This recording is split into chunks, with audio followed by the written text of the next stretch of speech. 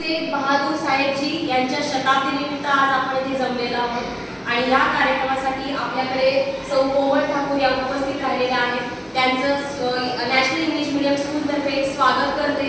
त्यांचं स्वागत करण्यासाठी मिसेस मधु पेठे यांना मी स्टेजवर आमंत्रित करते आणि त्यांनी त्यांचं स्वागत करावं.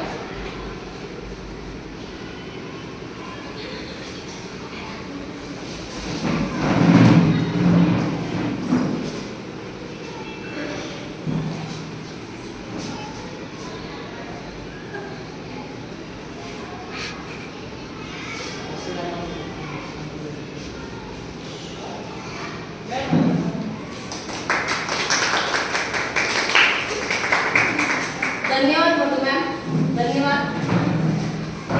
आता मी मिसेस कोमल ठाकूर यांना त्यांचं मनोगत व्यक्त करण्यासाठी त्यांना मंचावर बोलवते.